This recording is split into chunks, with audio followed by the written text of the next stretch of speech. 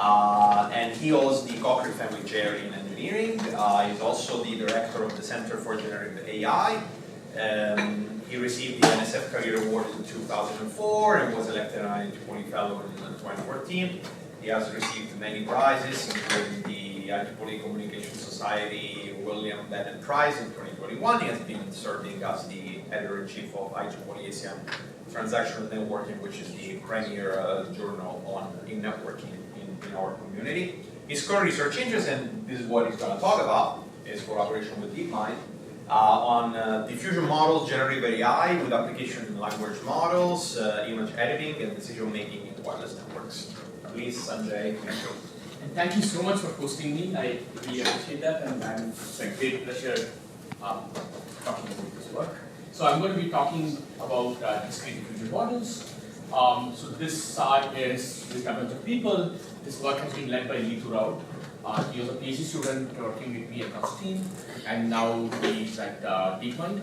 I'm Constantine Karman's colleague at UT. Nathaniel and Abhishek were with DeepMind, and several other collaborators, Yujua Chen, Andreas Lemaire, Yasmin, Srivatsan Rajan, Yasmin Jaffarian, Ira Kemal and Vincent Chu. They're all at various teams in Google, including Pixel, Imagine, I would say between Pixel, Imagine, and Shopping. And that's basically where these things are sort of productized, some of these things. So yeah, I want to acknowledge all my collaborators on this, and let's sort of get to the technical side. So if you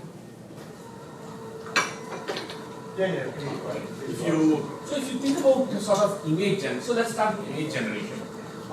So these today diffusion models are the state of the art for image generation, and so by models, essentially it means that it's a foundation model that can, text guided image generation is the base. So the size of these models have scaled from 2021 to about today 2026 actually, from about 1 billion size to about 10 to 12 billion size. So these are not language model scales. State of the art models are sort of 10 billion parameters scale is what you should sort of have in mind. And so the point is that once you have a foundation model, it becomes a great generative prior. Okay, so once you have it, what do I mean by that? If you want to sort of solve inverse problems or stylizing and things like that, meaning I give you this image and some part of it is missing and you ask me to fill it in. Okay, now this itself is a possible answer, because this is a pixel map and therefore it's an image. But somehow this is not a natural image. No real image has these kinds of blue patches. So if you understand what the manifold of images looks like, then you should be able to fill it up such that it's natural. And that's what the generative model really is. It's basically you can take this, use a generative model or prior to generate this. And you'd like to do these kinds of things in the field in 30 seconds time. So that's test time optimization. Okay. And the compute for that would be an A100 level. A reasonably large GPU, but that's the time scale you want to do these kinds of things. Or you have a image which is like this, which is a motion blur, and you want to de-blur it and get this. Or stylizing. I take one picture of a dog, I give you a style, and ask you to combine this. So you want to capture features of this dog, like this nose and floppy ears, but also in this style. So these are all different types of problems, but using the same kind of pipeline. And today, the state of the art for these kinds of things are diffusion models, which essentially the model itself learns by smoothly noising an image and then learning to denoise it. And once you have that, you build algorithms on top of it. It's a large community around the world which has done incredible work in this space. And we have done some of these kinds of things. So these are things which we develop, these kinds of things. But there are many interesting works by the community. Example, the kind of things we have done in the past is, well, I give you this. This is a style, and this is a single image, and I want to use this within 30 seconds. Or I give you just a label, and I want to transfer this style to this. So these are some of the things we did, and this has been productionized on various Google platforms, including Pixel phone, some Google generated models, the tablet, and YouTube for various applications. So these are some of the things we have done. And the underlying technology for these kinds of things, though that's not the focus of today's talk is on diffusion on language, but I just want to talk about some of these things. The underlying sort of machinery is sort of very, very fast optimization algorithm, proximal algorithms under the hood, which can be which can work at scale. And what I mean by at scale is this image is 1024 by 1024 pixels in 3 colors, which means it's a vector in 3 million dimensions. So it's a very high dimensional vector. Even the latent space, these models don't work in pixel space, they work in latent space. The latent space is the order of tens of thousands of dimensions. So when we're talking about fast algorithms, we're talking about gradients in these kinds of dimensions. To Hessian's particle, you can't even imagine doing full Hessians, maybe low rank approximations or something like that, maybe possible. But that's so the question is, can you get algorithms to work at scale? And that's what we have been doing in these things. Okay. So these are examples of some of the things we have done. To give an illustration, you saw one example. This is the same. It's a RB modulation. It's a plug-and-play solution for stylization and content style composition, again with Google and DeepMind folks. Or you can use these kinds of things for new style synthesis. Meaning, I give you a pair of images. This one, in this graffiti style and a glowing style, and ask you to combine these two. So this is not a training type method because there is no example of something that combines these two styles. You need to on the fly do these kinds of things. Okay? And so these are examples of what we are able to do and have been productionized.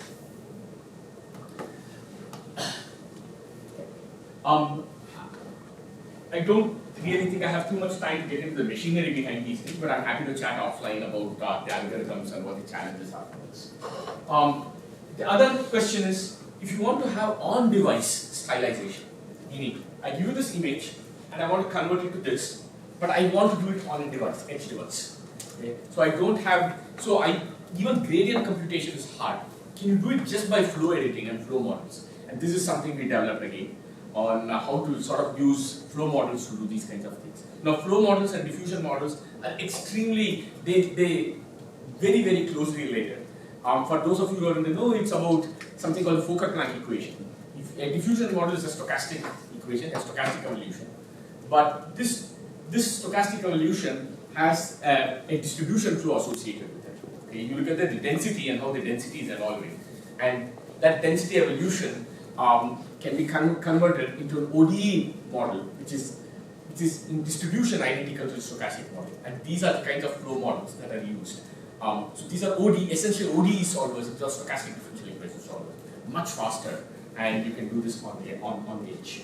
So, but how do you edit on the fly is sort of what the kinds of things we developed in collaboration again with the Imagine and the Pixel team folks. So these are some of the things we have done in the past. Are these ODE solvers, are they specifically tailored for these editing? No, good, very good question. We developed a new method. So in ODE solver, the base ODE solver will do the following. It will take a sample of noise and then run a deterministic ODE with that initial condition, which is somehow and move it to an image. So you can imagine it's just a transportation map between the distribution, between a point in the space of distribution of noise to a point in the space on the manifold of images. That's what the ODE solver does. So if you take a noise, you send it to the solver, you will get an image. But this doesn't tell you anything about how to stylize or change things. So you need to change the drift field of the ODE solver on the fly. So an ODE there's a velocity field, right? That's what an ODE is doing. You have any particle, you send it through a velocity field and move it elsewhere. So how do you on the fly edit the velocity field to actually satisfy some terminal constraints and the kinds of things we have? I'm very happy to talk about that offline if you're interested on these kinds of things. So this is an IClear last thing. We can also basically pass the same constraints of different tasks for these solvers that are faster. Yeah, so there are two, okay, good. There are a couple of orthogonal issues. Look at the base solver. Look at the base solver. Can you come up with faster methods, slower methods? That's one line. But whatever your solver is, how do you edit that on the fly? That's the other side. That's what we have done. The base solver, there's a lot of machinery. People have tried a bunch of things. So we don't build the solvers. That's not at all what we are doing. It's black box. So the stochastic view of this world, the way the base models are trained, is the following. You start with, I'm sure you have seen this kind of images before. You start with a clean image, gradually noise it to get to a Gaussian or whatever else your end state distribution is, and try to gradually, and in each level, try to denoise it slightly to actually get back to the main image. That's and so connecting back to our discussion we had just now. This is a point on some manifold of images. This is a point, typical Gaussian, and what you are creating essentially is a coupling between these two, a transportation map between these points. And so you can think of it as a stochastic flow. That's a sample path, but you can also look at the distribution at each point in time and ask how is the distribution evolving, and then you can say, hey, now that I know the distribution evolution, can I find a velocity field to actually transport this distribution to other, and that will give you the ODE. So there are but these are all the base models, and then you start using this model on the test time, during test time, that's when it, without sort of fine tuning, with single sample or zero shot, how do you do it? So that's what all the stuff which I talked about previously was. But today I want to spend the rest of the time talking about a different kind of model which is exciting, and we don't know where it's going to go. So these are discrete diffusion models. So here, it's based on continuous denoising. Essentially, even though you can choose any distribution, typically this is a Gaussian, and then it's like every point is a point in a high-dimensional vector space, and you're just moving a particle through that vector space to hit the manifold of images. A different way of thinking about this is discrete diffusion. So I'll give you an example of discrete diffusion, both for text and images. Though most of today's talk is about text, these are really multimodal. These can be multimodal. So it's text. Okay. Let's say a cat is playing with a dog. You need to first tokenize it, meaning convert. All you want to do is to convert the sequence into a sequence of integers. So one way of doing it. Okay. I'm not saying this is the best way of doing it, but I'm just giving you one as a thought experiment. Take an English dictionary of 50,000 words or whatever your dictionary is. A may be mapped to 300. There is no geometry here. Cat is mapped to 8,000. Is mapped to some other number. Okay? So that's all. Each one has an integer associated with it. You take this sequence of integers, it's a vector. I've just drawn it as a grid, but it's really a vector, and that's all it is. Okay? So you have a fixed codebook of integers, and the text is mapped to this kind of thing. If you're dealing with images, now how are images now? Patchify these things. Find a vector quantizer or whatever you find a vector quantizer or some quantizer, okay, convert it to a codebook, and then so typically in sort of image discrete diffusion models, each one is small patch. So you take a 32 pixel by 32 small patch, and then you first quantize it to 13 bits. This is just one pipeline. And then you just do scalar quantization. This is called lookup tree quantization for the whole vector. So you just get a 13-bit vector. So it's basically a codebook of 8192. 2 to the 13 is 8192. So this patch will become a number between 1 to 8192 each one. And that's all. Now you've taken this image, patchified it, and you just get a sequence of integers. So at this point, once you have come to this, all you're dealing with is a finite state vocabulary. Finite vocabulary. It's a sequence. These are of course not independent. There is some joint distribution across these things, because clearly a cat is playing with a dog in the language is a meaningful sentence. An arbitrary sequence of words is not a valid English sentence. So there is a joint structure between these things, and that's encoded in the joint distribution across these integers. Similarly with images. Each patch has an integer associated with it. There's a joint distribution associated with it, and that's somehow encoded here. But once you come to this latent space, all we are worrying about is some long string of integers with some joint distribution across them. And so the model is trying to learn that joint distribution of integers. That's a discrete diffusion model. And the way you do this is not the only way to do this, but I'm giving you one pipeline, is essentially the following random masking model. You take this, you randomly, for each one, at some random point in time, erase it. So I'm going to introduce a new word called zero or mask. Okay, this is outside the dictionary. This is a brand new word. And at some random time, this thing, this one at this point has become a zero. Now there's no correlation or anything. Just for each one, it's random and it's a time varying probability at which we erase it. And once it gets erased, it remains erased. With the terminal state being all erased. So this is not noise. Here noise is just erasure. Okay. So this is my noising process. And the model tries to denoise this. And we'll talk about what denoise means. Basically here means unmasking. So we'll get into the details of this. But this is effectively what is discrete diffusion models. Okay. It's a very different type of model from what we talked about previously. Because the noise is a masking noise. And so why this? So now I told you what this model is. Why this instead of the continuous thing? So already you can see some weird things happening here.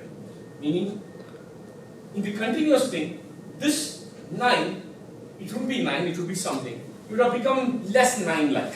Okay? There's a smooth thing. So there's hope that you can go back from this point to this because I can unmask.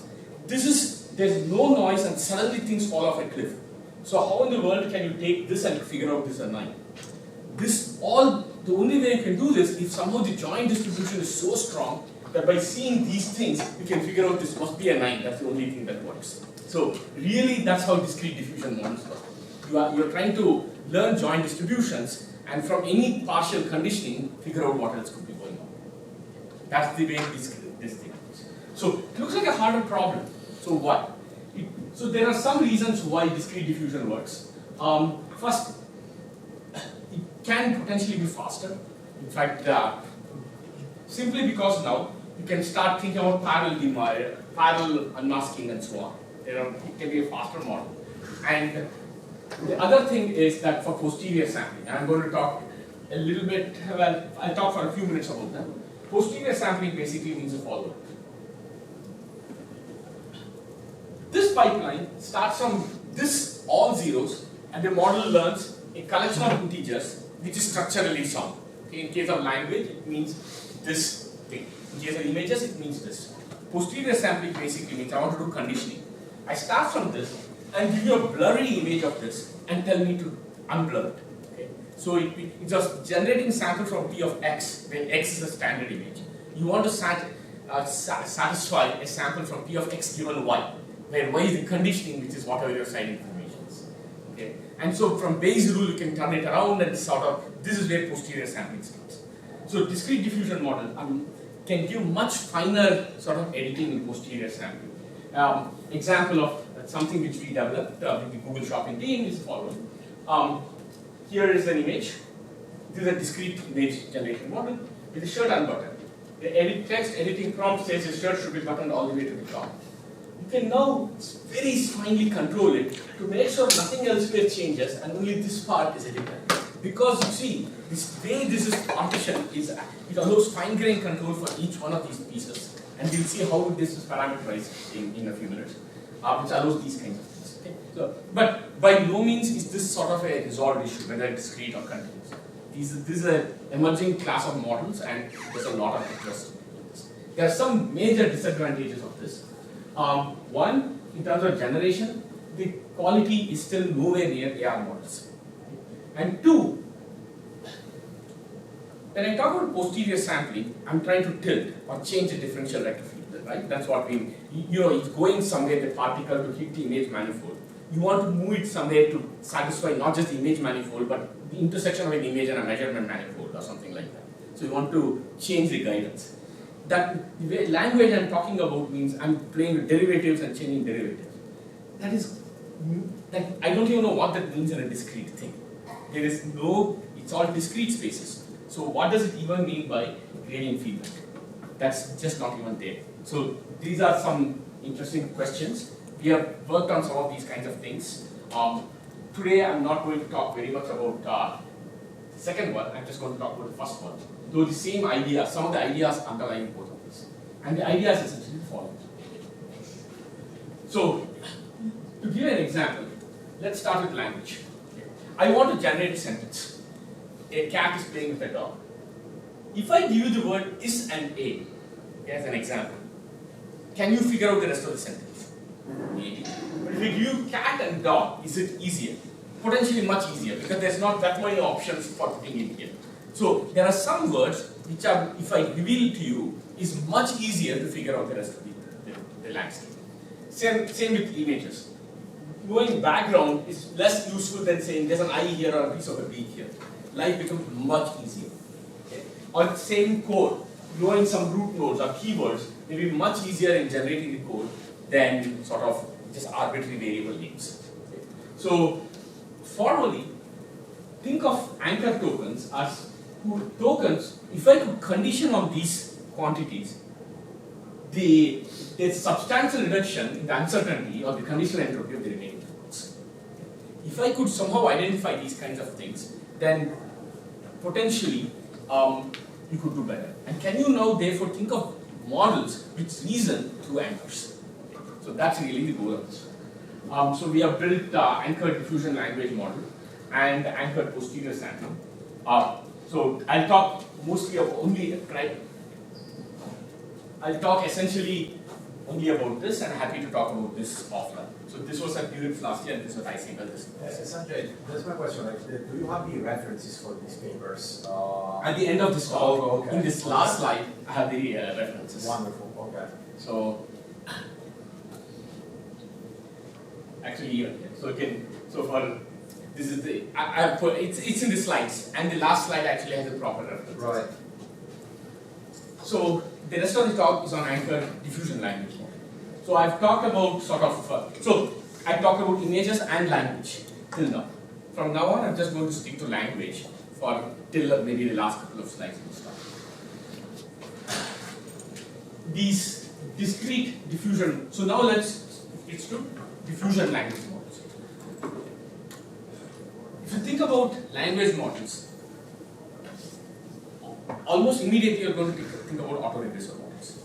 You're given a bunch of tokens, you generate, given whatever you've seen so far, generate the next token, that also goes into state, go to the next token. It's a left to right thing. If you go back to the diffusion model view, right? I said that I first drew it as a grid of integers. I could straighten it out and say, this language, a cat is playing with a dog, is just a sequence of integers. Whether I represent a grid or a sequence doesn't matter, just in our minds. So this is what this sentence is. A language model, an autoregressive language model will generate A, then condition on A generate cat, condition on A and cat generate this, and so on. A diffusion model starts with all blanks, and it randomly fills in things. It's not causal in terms of the way we think about it, from left to right. It's any order being So it's at any point, say the state is a mask is mask with mask. So mask basically means whatever that that extra symbol I've added. Here I've called it 52. So this one had a vocabulary of 50,256. So we added one more term, 50,257, called mask, or the zero term in that in the previous slides. And so this is the current state. The model will then try to fill in one or more of things which are missing, and then move on. Okay, that's essentially how discrete diffusion model operates. And so there are several recent diffusion models which are popular. Actually, Gemini diffusion is now more than a year old. Diffusion Gemma just got released 2 weeks back. It's or there's Mercury 2. There are a whole bunch of these. Lada, of course. There are many of these kinds of diffusion models which are of interest. And in terms of sort of history of these models, really in 2015, the Ganguly et al. Came up with a sort of thinking about diffusion model. In terms of this line of mass diffusion models, it goes back to 2021, and over the last few years, there's been an explosion in the sort of number of models that people have taught. From one paper to 2 or 3 papers to sort of dozens of papers.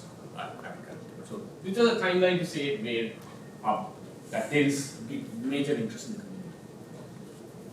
I've already told you why 2 of these things, fast inference and sort of flexible editing. But there's one other reason why people are really interested in diffusion language models, even if you don't care about language per se, which is if you don't want to deal with the right to left reason, that's how generation is called.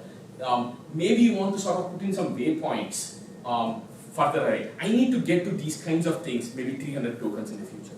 So much harder to condition on far in the future in an autoregressive model diffusion model is more naturally suited for these kinds of things, going beyond sort of left to right type of things.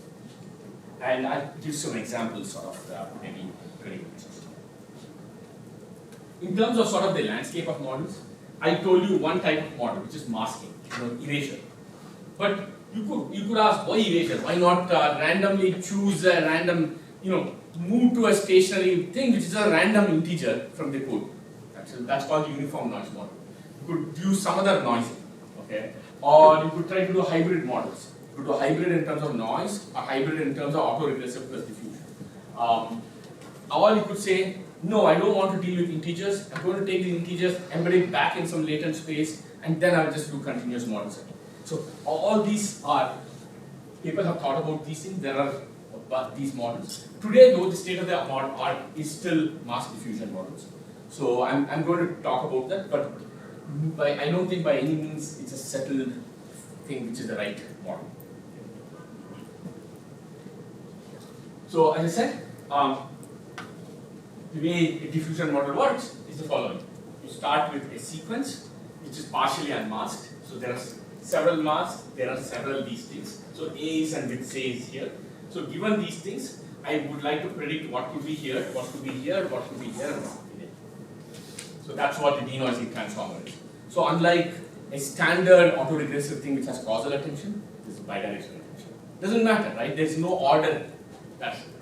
And then what it's going to predict is actually for each one of these tokens is logics. It will give you a distribution. So this model is going to give you a distribution for what this could be, a distribution for what this could be, a distribution for what this could be, and distribution for what it could be. So it's a 50,000 dimensional distribution. That's what it is. It's probability of what this world could be. Okay?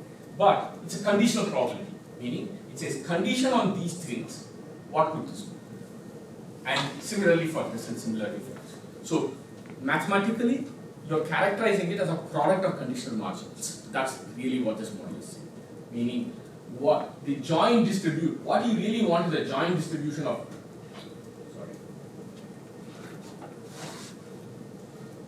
what you really want is a joint distribution of these four things, condition of these three things. What it actually does is a marginal distribution of this one given these three, times the marginal distribution of this given these things and so on. That's the characterization of a diffusion model.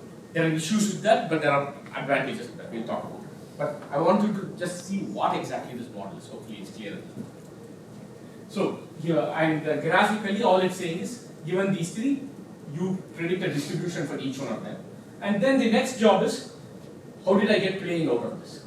So I have a distribution for each one. Maybe some of these distributions are peaky. Maybe at playing it's a peaky distribution. Maybe for the second one, the second mask, it's a very flat distribution. In which case I don't have confidence. I decide not to sample it and leave it as a mask. So I can choose to sample one or more, okay, at any point in time. And then there's a sampling algorithm that says, maybe I sample at the peak, maybe not. That's a separate box, what you sample. But once you sample it, that word is put in there, and that's it. So this is a discrete diffusion language model. So mathematically, now I've said all these in sort of images. This is the math. So forward process. The forward process. So look at the state. The initial state is x, z0 or x, and you want to get to z1. So time is parameterized between 0 and 1. And as time flows forward, discretized, you're going to get more and more towards the absorbing Markov. It's a Markov chain. It's an absorbing state of all zeros or all masks. And so what is the model? It's simply that given any token, so there's a joint distribution across these things. Right? That's how you start. But take any one of these integers, and you say, well, at some random time, I'm going to erase it. So that means it's essentially a time-varying geometric random variable. Either I get erased or I stay. Either I get erased or I stay. So really, it's all categorical variables. You stay with some probability alpha t of whatever it was, and with 1 minus alpha t, it's independent of anything else. It's just a time-varying probability. There is no forward. Now the reverse.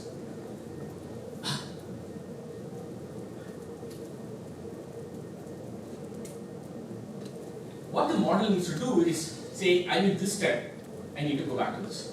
So let's look at this. So I've given these 4 things, and I want to figure out let's look at this top column. I want to figure out the marginal distribution of this, given the joint distribution of these 5 things. That's the question. So what we are going to do for parameterization is the following. Given these 4,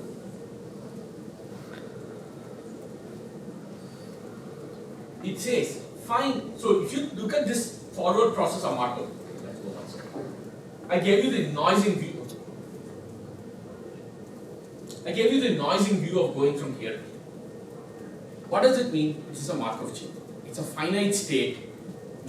There's nothing. Discrete time, finite state, Markov chain. That's all it is. With a transition probability matrix that goes from here to here, there is some transition probability matrix that moves each step forward. I don't know why. So, all that means is, the unmasking here simply means learn the reverse, it's another Markov chain, learn the kernel or the transition probability matrix on the backward thing, right? And mathematically you can write this out. But learning the backward transition probability matrix is a tricky thing. Instead, the way this is parameterized is the following. Given this state, it predicts what could be here for each one of these. Not the joint distribution of everything. Given the 74731, figure out what the distribution here could be. Figure out what the distribution for each one, for this one could be, and so on. Find the marginal for each one. And then say, hey, I have the marginals for each one of these things. Now to go back to this time step, I just need to decide whether I want to renoise it or not. So instead of going from here to here, it goes from here to here and decides whether to renoise it or not. And that parameterization is much easier to deal with. The reason is, going from here to here in the Markov chain, it turns out there's a clean closed form expression. Why? I'll not get into the details. I'm happy to talk about that. But this parameterization actually comes from something called the elbow, okay, the evidence lower bound. That parameterization is very clean and says, I can go all the way here, predict what is here, and renoise it. It gives you a clean way to do it. So really now, after all this discussion, what a discrete diffusion model really is doing is the following. Remember that transformer figure I drew, that bunch of tokens flowing through a plane. What is really happening is, there's a bunch of tokens, it predicts a marginal distribution for each one, and that's really what the model is. And once you have that, that's all it is. You have a logic distribution per token that you need to learn. And then, once you have that, you can move sort of in time because you understand the forward processing. And this is trained using a sort of cross entropy laws to build this model. So at this point, oh, sorry. So for each token, it uses the joint distribution of all the tokens or surrounding the Good. For every token, it uses the joint distribution of everything that is seen to predict the marginal distribution of that token. So it is not consistent across a bunch of predictions. Suppose there are 2 tokens which are the same, and I have everything else. It doesn't tell me that these 2 jointly should be something, because then the space blows up. It says the first one can be one of these things given anything I've seen. The second one can be anything I've seen. So if you decide to independently sample from both of them, it's possible that they're not going to be consistent across those. But that is the weakness of the model. But the prediction is joined to margin. Okay, so this is the model, and already bringing this up, you can see why there could be problems. There could be consistency problems. It's also a much harder problem than an autoregressive problem. You're not going left to right. You're doing any order prediction. It's information theoretically also a much harder problem. So, what can you do to help with this? So, what we developed was Anchored Diffusion Language Model, which is essentially the following. First, I'll give you the mechanics of it, and then I'll tell you what the intuition is. I'll do it in time. The mechanics of it, you start from the same thing. A mask is mask with mask. You first have something called an anchor transformer that is not predicting what the logics are. It simply predicts for each mask, for every token, what could be the important tokens. What do I mean by that? So, A, it's already unmasked. So, it's it thinks A is there. This is masked. It thinks maybe cat and dog are important for this sequence. So maybe this will peak around cat and dog. For this one, it doesn't know what important tokens could be for this one. So it's roughly a flat distribution and so on. So all it's doing is it's predicting what it thinks are important. So for those of you who have created graphical models, it's trying to predict parentals for each missing node. You've got a bunch of, think of a graphical model or a graph, and you've got a child node which is blocked. I want to figure out what that hole is. I want to figure out what to put in that child. What this model is trying to do is to sort of figure out these could be the parents that will influence the entire child. Think of this as sort of the parents. Yes. Is your model based on the assumption that you know a priori where the anchors is? Very good. I'm giving you the mechanics. Is an important feature. How do you even figure this out? We'll come to that next. Okay. Which is why I'm going to do this in two passes. First, I'm going to give you the mechanics, and then fill in that, and then talk about why it's mathematically justified. Actually, it's a three-step process. I'll explain. Give me 2 minutes, and I'll get you your answer. So, somehow, suppose it's not clear how it knows cats and dogs are important. That's the issue. But suppose you could somehow figure out what important tokens are. Then, the anchor transformer simply predicts the important tokens. And then, there's a denoising transformer, which now tries to predict what the labels could be. Now, remember that the previous transformer model took A, is, and width to predict plane. Whereas this one is not just using A, width, and it, it's even using the fact that there could be cat here, there could be dog here, I don't know what is here. And it uses all these intermediate, it's reasoning essentially to this latent space of anchors, of important tokens, to predict anything else. Even though cat and dog have not been sort of sampled, or it says maybe there's cat and dog somewhere in the sentence in this location, and therefore maybe the plane is able to decode it. That's the intuition of this model. Of course, I haven't answered your key question of where is cat and dog coming from. So the summary of the pipeline is that they are anchored. So using the unmasked tokens, it's sort of predicting important distributions, and using this to actually doing denoising. Now, the key question is as I said, this anchoring it's essentially a latent reasoning space inside. Now, the question is, let me come back to this because I'll actually answer your question and then come back to the performance itself. So, how are we coming up with these anchors? So, this training mechanism is different. So, given a sentence, we do a pre-processing. You want to train it to understand what anchors are. So let's take a sentence. A cat is playing with a dog. You need to that's my X sequence. I will now augment it before I build with a Y sequence, which I think are the important tokens for that sentence. So for a cat is playing with a dog, I will augment it with a Y cat comma dog. If I have a math problem, okay, so somebody is eating bananas, they bought 3 apples, blah blah blah. I think only numbers are important, all the words are fluff. Maybe. And then, so I'm going to augment that sentence with a small sequence, which I think are the important tokens. So first we create this. Similarly for logical reasoning, nouns and verbs, we think are important tokens, we put this. So you create an X comma Y. So, and more formally, these are the words which we think you should condition on will substantially reduce the conditional entropy of the restaurant. Once you have that, then you can train it you can train this model in a different way. So let's go back to how a standard model was trained. There's no denoising or anchor transformer, this is just one block. You have this sequence, you have this. Here you know when you have A mask is masked with mask. We actually know this is cat, we actually know this is playing, and we know this is dog. So you put a cross entropy loss on those things and train the model. This is your standard pipeline. Here, we basically say, there are two words which are important in this sequence because I've augmented it already. So those important places, we are going to put cross entropy on the distribution here and leave these ones without any supervision. It's unsupervised.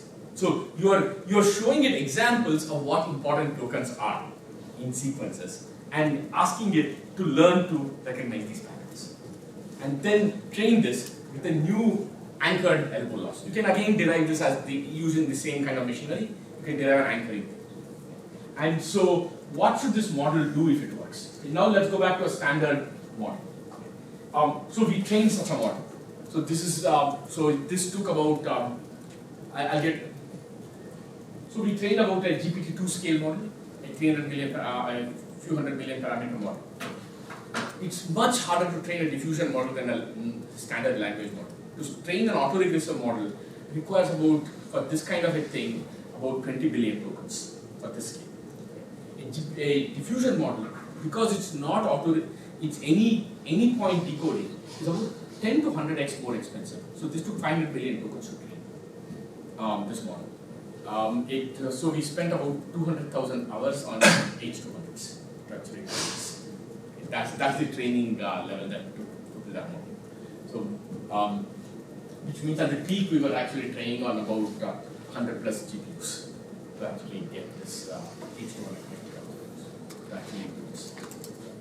But some interesting things. If you look at a standard sort of the diffusion language model, at some early time step, if you look at the kinds of words that are decoded, these are sort of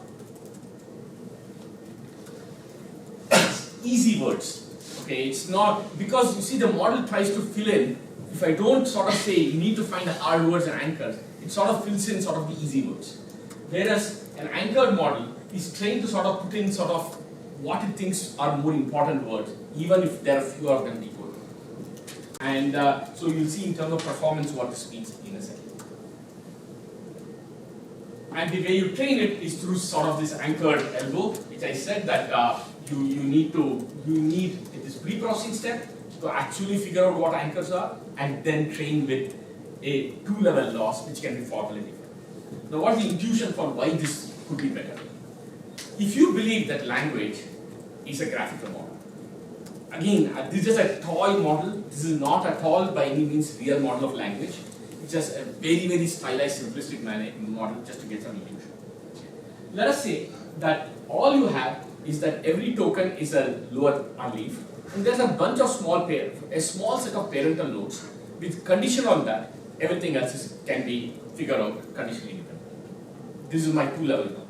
That is, there are anchors, these are latent variables, and there are all the revealed children with our actual words. And condition, but if you knew what those were, these could be sort of predicted. Okay. Now, this is my model of the world. Let's look at the standard decoding model. Whether this is a model, this has nothing to do with whether how I'm going to build up, how I'm going to actually get a language model to work on. But let's look at a standard autoregressive model type, or any sequential decoding. Essentially, I want to learn a joint distribution across algorithms. So I could first figure out the distribution of the first one, the second one given the first one, the third one given the first and second, all the way up to the nth one given the first. This is sort of one linear order. Look at the sample complexity of this in terms of training. This is one parameter. I need to learn a function in one parameter. I need to learn a function in two parameters. I need to learn a function in L parameters. Each parameter is from a dictionary of 50,000. There are K, the vocabulary size. So the complexity of this is going to scale. You realize that by the time I'm halfway through, I have L by 2 variables. And so essentially the complexity is driven by learning these big functions. And it's exponential now in time. On the other hand, if you believe that the word has anchors, a much smaller number of words which decide everything else, then a different decomposition would be the probability of xi given anchors. Okay, if the anchors are good. And so that's really, so these are just d plus 1 variables. These are just d plus 1 variables of L, which is the length of the sequence could be 1000. There could be 4 or 5 anchors. So this must be much easier to treat. And similarly, you can show that I don't have too much time, I have only 10 minutes left. You can similarly do inference as well faster with this. You can actually show that if indeed the world is anchored and you have an anchored model, then the probability of actually decoding the ML sequence is high. Okay, I'll just skip the calculation. So this is sort of, I would say, thought experiment more than theory to sort of say why it makes sense to sort of think through an anchored space. Okay. And now, of course, you could ask various questions. Should it be one level? Should it be a multi-level graphical model? Should you do something else? But as I said, this is just a prototype. This is not to sort of say that you can force models to think through certain structures, and that can potentially decrease sample complexity quite a bit and also improve performance. And in terms of performance, so we built this model, as I said. It takes much longer to train any diffusion model than an autoregressive model. If you look at the loss curves of these kinds of things, an AR model is, when training, goes down rapidly by about 10 billion tokens, slows down, by about 20 billion tokens it flattens, and it doesn't get anywhere. A diffusion model, to even get similar performance as an AR, get any reasonable performance, it takes hundreds of billions of tokens. It has much higher capacity because you're trying to learn a much harder thing. It's any order decoding. But it continues, the loss curve continues to fall till several hundred billion tokens. So that's why it's more expensive to train these things, but there is, if you manage to pay the pre-training budget, there are some interesting things to do. So these are examples of the kinds of numbers on different downstream events. But given the interest of time, I want to show one example of anchoring versus non-anchoring, just to get a sense of what is going on. So there is no single metric for understanding sort of for diffusion language models. So one is something called generative perplexity. You want this to be small. You want entropy to be high of the sequence. You want something called MAUVE score, which measures human-like structure to be large. Again, I'll give you some intuition on various things. Look, suppose a model generates is, that's it. Okay, that has very low entropy, but will have perplexity will be very low. So you need to look at, there is no single way to say this is a bad thing and the MAUVE will be bad. So you need to sort of look at a bunch of scores to see whether it's actually a reasonable model. Looking at sort of a diffusion language model which you run for 1024 time steps. What does it mean? You start from all masks, the sequence is 1024 length. On an average, that means you're decoding one token at a time. This model can decode more than one at a time. You can decode 4 at a time, for example. And then you can decide to remask maybe when some things are going wrong. You don't need to just go in one direction. So people have thought about this. This is called the remasking model. So that's really what you should look for. The baseline should be a remasking model versus sort of with anchoring. And you see that the performance of with anchoring versus without anchoring, there's about at 0.65. So you get similar performance with 4x the amount of computation. So that's what anchoring allows you to do. It's sort of by going through this latent reasoning space, you're figuring out what things are much faster. I'll leave it at that. So that's what the anchored diffusion language model is. I want to talk about how we could use this in an auto. So one could ask the question, hey, I have an autoregressive model. I don't have a diffusion model. Can I use this idea to fine-tune something better? So one way you can do is sort of anchored chain of thought. So the idea is the following. So let's look at this problem of this is from GSM-8K. It's a standard data set for elementary problems for small models for measuring performance. The problem is the following. Janet that lays 16 eggs per day. She eats 3 for breakfast every morning. Bakes muffins for her friends every day before. She sells the remainder at farmer's market for $2 per fresh egg. How much in dollars does she make at the farmer's market? That's the question. So if you say an anchored, so this would be a question. It would have a chain of thought, some reasoning trace for this, and a final answer. And you fine-tune a model to deal with these kinds of things. That's your standard autoregressive model. So in a pipeline, this is how it would look. You started, there's no anchor transformer or a language model there. That's just a single blob and autoregressively you go through this. With what you could do to anchor is the following. You can say, hey, I'm going to assume that 16 and 3 and 4 and 2 are the important numbers. They are anchors, so I'm going to train this model differently. I'll pull these numbers out. and maybe I'm allowed only 2 anchors, in which case I'll just take the first 2 numbers. Okay? I'll start something called beginning of anchor, put these numbers, end of anchors, then have my reasoning trace, which in this case is the way the reasoning trace that was already there for this is 16 minus 3 minus 4 is 9, and 9 times 2 is 18, therefore the answer is 18. This one. But I'm adding this earlier thing. They are anchors, and I can sort of autoregressively feed these anchors.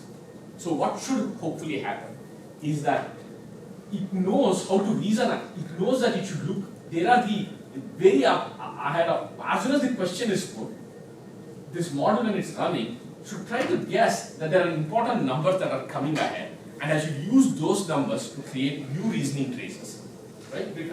Then I'm actually doing inference to actually guess the answer. And so this is what is happening with such a model. If you put this question and use standard chain of thought, yeah, you get 16 minus 3 minus 4 is 9, 9 times 2 is 18, and gets the answer 18. Whereas the anchored model does something else. It's first the 3 plus 4 is 7. 16 minus 7 is jumping ahead. It's doing an out of order reasoning. 16 minus 7 is 9, 9 times 2 is 18. Is this better or worse? In this example, it's neither better or it's just a different reasoning base that we have figured out. This model has figured out, and it's just using it. But it's interesting in the sense that anchoring is allowing an autoregressive model to sort of do out of order reasoning as well. And so this is something else we are playing with in some applications. Okay? Because this has been an issue with, one of the issues with AR models is long horizon planning. It sort of loses. So anchoring may be one way to actually put landmarks in the future and train it to sort of predict the landmarks and reason through these landmarks. And so we are interested in scaling this up and see how this works. But these are just, as I said, these are very small scale prototypes to show how these ideas work. I'll stop at this point since I think I'm out of time. I have 5 minutes left. So this is what we have done so far. And I have various things which are papers and references are there. I'm happy to share this slides after. And if you're interested in the image side, I'm happy to talk about it also. I have a whole bunch of things on images, but I don't want to start that thing. Thank you so much. Thank you, Sanjay. Any questions? I have a question. So about the anchoring, anchoring, is there like human bias? Because you actually have to come up with a data set. So is there like human bias? And also what kind of principle are you actually, because there is the principle of like, kind of like maximizing the conditional probability, but is it kind of, how do you actually do it when you actually do Good. This is actually a very good question. So that's why you should view this paper as a tech demo as opposed to a real product. How do you find anchors? We have heuristics. What we did is low frequency words are anchors. Okay, verbs are nouns are anchors. And so there are 2 issues with it. First, you need some site domain knowledge to create these anchors. And then it's expensive to find these anchors. Can you automate finding these anchors? So this is a we have some ideas. And other people have some ideas for following up on this. It is unclear still. A natural thing would be a conditional entropy sweep, but that's super expensive at scale. Okay, is there something cleverer you can do, or use some other language model to sort of put an inductive bias by using what it thinks are anchors and put it in? Again, all these are expensive because you need domain knowledge. So it's a great question. I gave you very partial answers, but it's an open problem. Yes. 2 questions, and the first one's exactly about that. What I was thinking, would it be possible to use kind of an OpenAI O-style reasoning model first to reason through the problem, find the anchors of the problem, even if they're not like obvious? Because in some problems, say for example, I ask an AI model to create a website, it might not be obvious that immediately I have to go into JavaScript. So we can use like an O1. You can. It gives really big gain. It does help a lot. We have done some experiments, but then at that point you're going to ask, are you really doing a student-teacher model? What is it anchoring it? It's really hard to sort of disambiguate. If you want to do it, if you want to show an idea of anchoring, we figured this is the cleanest way to do it because we'll separate this issue of teacher, student and put it in. But now we can use a bigger GPT model and get anchors, put it in and then try what happens. And it works better, works very well. But now, is it only because of the anchoring or is it now to disambiguate where this is coming from is somewhat unclear. This is why I didn't really talk about that. That's what I'm saying. Like, instead of using the GPT output, you would use the GPT reasoning. You know what I mean? We are already using the reasoning. We'll also use, and we'll ask you to do a second level thing of saying what are landmarks, what are important things. And yes, that's one. But even that is expensive at scale. At 300 million parameter model, you can do it. At a 100 billion parameter model, that's a different game. So you need the model itself somehow in the latent space. You want to do it one pass, you don't want it two pass, and that's an interesting question. How do you do this in a single pass? That's also very similar to my second question, which was on inference cost. Inference is fine. Inference is the same. It's apples to apples. Yeah, but it's a bidirectional transformer. But the diffusion model is always a bidirectional transformer. And for the AR model, so like, I'm just talking about the speed that you go. that okay, good. The bidirectional transformer versus the AR. So this is orthogonal to what I talked about. So this is another very interesting question. Can you get the inference speed of a diffusion model to work at AR speed? Because causal attention allows KV caching. Okay, that's really the big thing. Bidirectional versus one directional, all that we can deal with. It's really caching. That's where this speed is. And diffusion models cannot be cached because of bidirectional thing.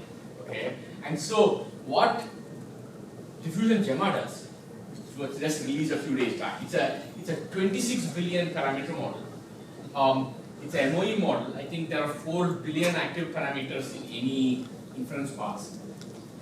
Does autoregressive diffusion. It diffuses 256 blocks for which, so it is causal attention with, and then it's an encoder decoder model.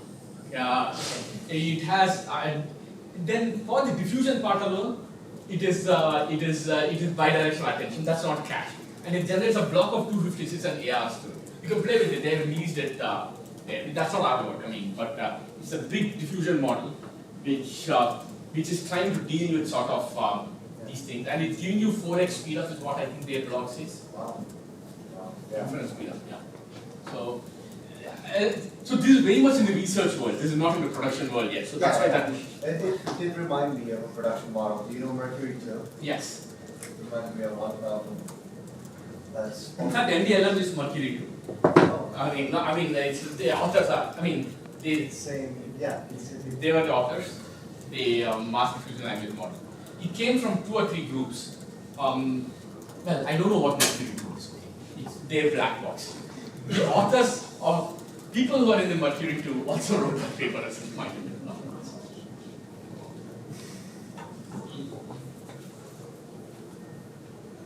Any other question?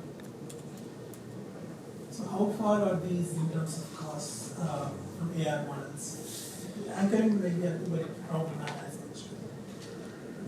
So the training costs for diffusion models are way higher than AR models, one issue.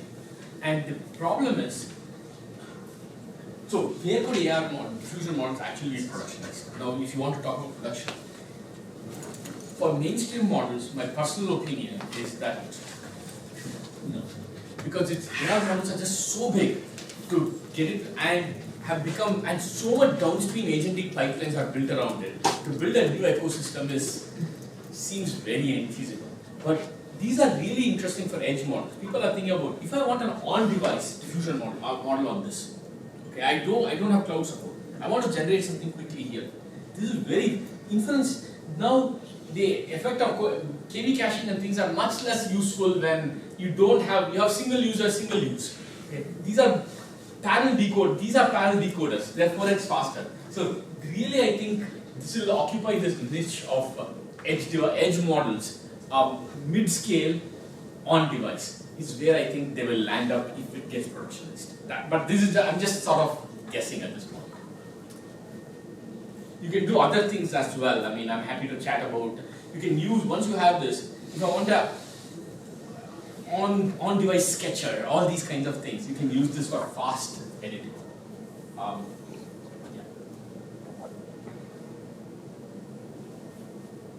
Okay, very good.